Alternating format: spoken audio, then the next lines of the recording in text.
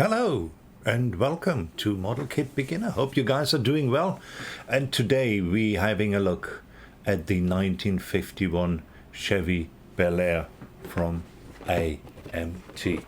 This particular box, you're going to open it with me and we're going to have a look what is in the box. It feels it's not light, so there should be quite a few parts in here. I would guess that this is an elderly kit, and will be interesting to see what it's all about. Is it a typical AMT kit? Is it rough? Is it full of marks and flash? I don't know. There's only one way to find out. But before we do find out and go down to the bench and look at the box, let's see what we can find out about the history of this particular kit. I'll see you there.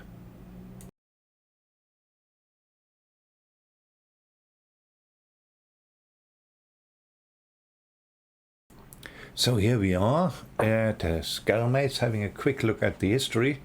And I'm telling you what, the 1951 Bel Air was not something which was wildly used by AMT. Normally we are used to having a whole series of models, but here we only have two. We have ours, which we will see right over here, which is called a classic kit, and this one came out in 2003 and basically only has a new box. The original one, which looked like this, and I must say very, very cool, and I'm interested to see if we have this kind of tires and stuff in the box as well.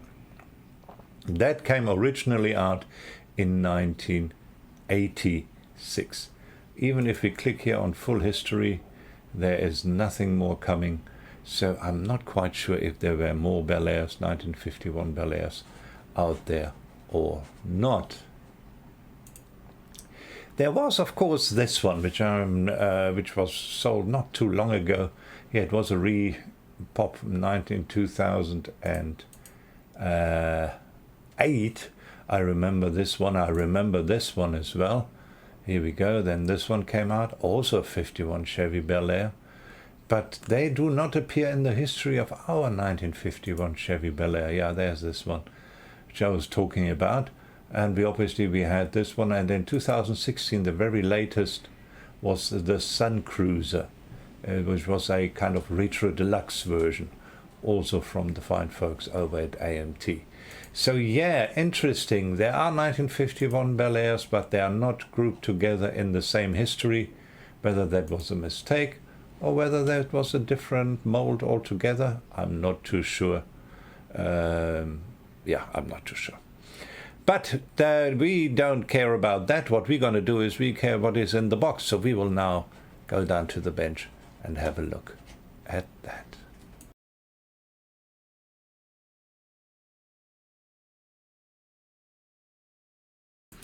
And here we are with the 1951 Chevy Bel Air. That's what it looks like on top. That's what it looks like on the side. See a bit of an interior view, a bit of a view of the engine. And on this side, just the box art. Same on this side. Tells you it's a skill level 2, which is moderate. 10 plus, just about right for me. And then some printing here. As I said, not too old. This particular one, what did we say? 2003. Right, so let's open it up.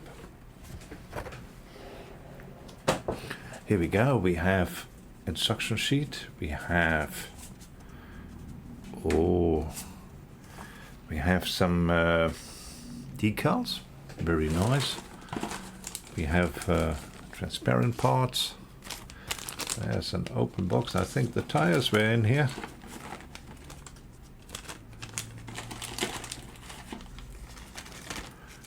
Jeez, and there is a myriad of tires in here. Not too bad. Right, all the tires. Let's put them to one side. Beautiful body. There we go. And it appears the undercarriage. We have chrome. Of course, there will be chrome. It's a 50s Chevy. And then we have a whole bag of plastic parts. We will have a look at all of this in detail right now. But first we have a look at the instruction sheet, and like it was in the good old days, this was not a booklet, this was a newspaper. So it's an all fold out. We have the 1958 Chevy Bel Air, and then it starts with number 1 here at the bottom, which is basically putting the engine together. We have then number 2, more engine, looks like a straight 6, just the way I like it, beautiful. Right over here we have wheels, put wheels together, right over here, number 4. There's already glass and body. What happened to... Here we go. Number 5 is then only the interior. Number 6, here you can even have a roll bar if that is what you like. So you can build it like they have the 1980s model. That's pretty cool. We have wheels, suspension right over here. How the engine goes in, and the exhaust, which is not molded in. I'm delighted to see we have how to connect the suspension then to the car. Here we have a exclamation mark, which I think would mean if you want to lower it or make it higher, you can do that. We have then the more final assembly with the chrome, and then you can obviously have it as a stove bolt drag racer, or you can have it as a street rod, which we see right over here. Obviously you can have it stock as well, which we have seen right. Well, doesn't look much stock here either. Right, it looked very stock on the box. It doesn't look very stock on the instruction sheet. So let's see. Decals should be a dead giveaway then. Let's have a look. Ooh, hoo, hoo.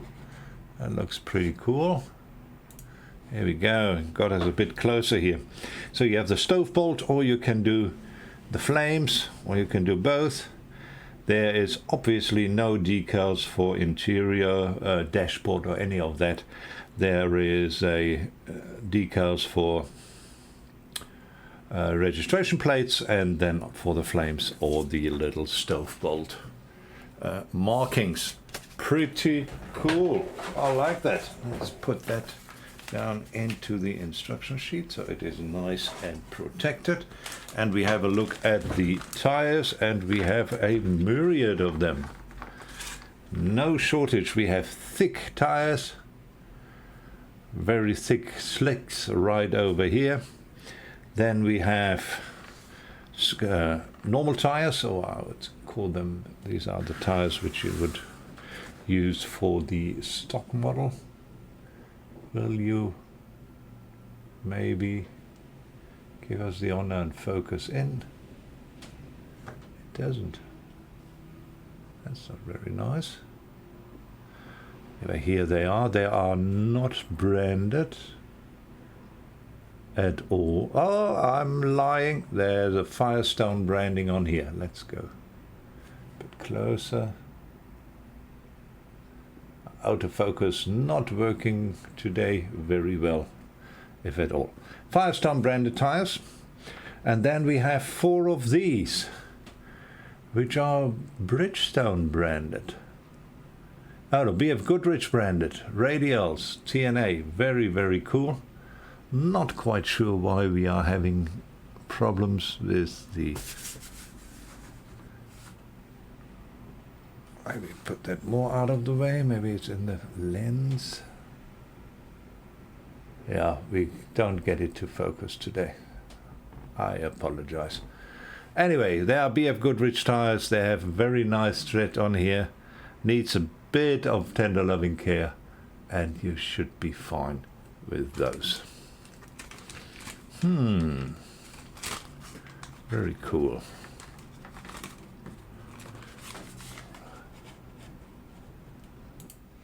Here we go. I'm coming back to you. I got the camera to focus so you can see a little bit better. Come on. Here we go. Yeah, the BF Goodrich branding. Here you see the tread, which looks very, very nice. So these are kind of the street rod tires. Having another quick look at the Firestone branded standard tires, and then the slicks obviously were not, the slicks were branded Goodyear. Here we go, there you can see them, Goodyear branded slicks. Very, very cool, which you can then use for the drag racing version. Now I am really not sure which one I would like to do. They got me here all in a muddle. Then we have the transparent parts right over here. As usual, I'm not going to open this up. They look fine. Maybe a tad on the thick side, but even have side windows, complete side windows right over here. And then the two lenses for the front. Not quite sure what you're supposed to do with the rear lenses, but maybe we find out a little later. Then let's have a look at the chrome. Here we go, there's a bag which we can open up.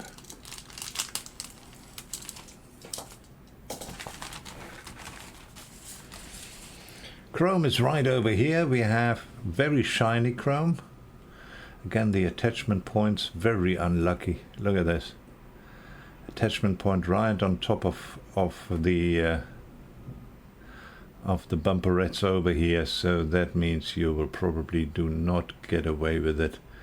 You will have to re-chrome it. We have a chrome steering wheel, which nobody ever had, and we have different kinds of wheels, all of them chrome. There might be some normal plastic ones as well which come up. We have suspension for the one of the rods. We have a shifter right over here. We have a chrome valve cover if that's what you like, or if you build the stock model, you obviously have these beautiful wheel covers as well, so you can go for that too. There we have the light bucket frames right over here. So that is slightly thick chrome stuff, and as I said, attachment points can be a problem here. So you might want to be, or not want to, but will be, have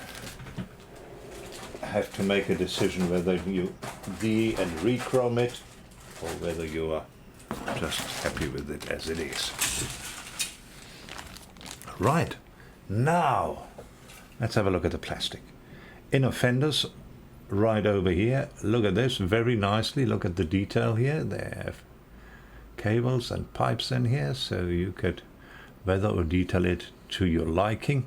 We have another non-chrome steering wheel, and we have already a couple of wheels right over here, normal steelies if you do the stock version. So you are absolutely able to do that as well. Here we have the hood or bonnet, very nice, with the emblem at the front.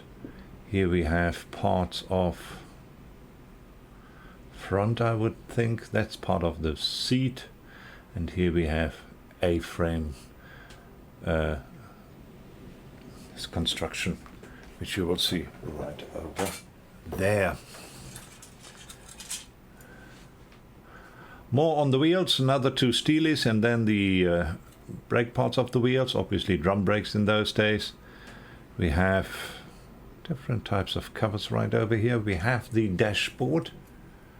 So you always have a closer look at the dashboard. Come here. Here we go. See, very nice, and also kind of 3D, so you can use them very nicely and detail them if you want. So if you have any decals, spare decals, you obviously can use those as well. Pretty cool. And here the sun visors, huge sun visors. Pretty cool. Then we have seats, lots of seats. We saw the back portion of this front bench.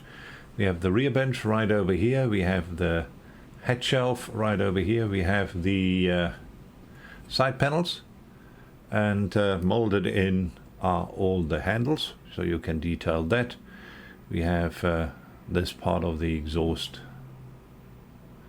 right over here. Then part of the assembly of the belt assembly right over here. Pretty cool. I like that. And then we have this one, which seems to be mostly concerned with engines, some suspension parts, little bit of the exhaust, rear part of the exhaust. Here we have gearbox, engine right over here. We have the valve cover, so we have a normal valve cover as well. If you don't want to use the chrome one, we even have the oil bath air filter right over here. More of the belt assembly, etc. Not bad. I would say not bad. Not bad as far as detail is concerned for an 80s AMT 125 kit. And then we have here the radiator. We have the firewall. There's some nice detail here on the firewall, which you can see. Very cool. I like that. Battery right over here, of course, in those days 6 volt, and we have another exhaust. So we have different exhaust options right over here. And then last but not least, we come to the body, which not only has the body but also the undercarriage, which is basic enough, with a molded in tank as well right over here. Then we have the underside of the interior, and the interior with a textured floor, carpet floor if you want so.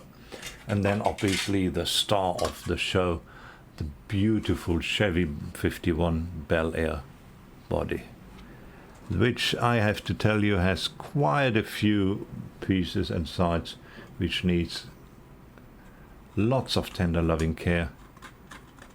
Don't know if you can hear that, but yeah, there is some cleaning up required, but not too bad. We have a part which then can be removed, and we have here on the ceiling, unfortunately, and this is models of these vintage, unfortunately you find that again and again, ejector pin marks, and this one is fairly big, fairly big, which obviously needs to be removed. So that will be some work.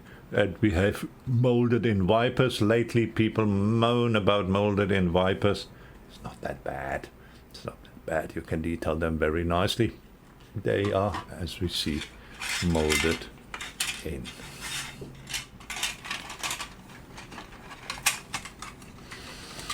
Right, and that, ladies and gentlemen, is that as far the 51 Chevy Bel Air is concerned. So I suggest we go back upstairs and I'll give you my final thoughts.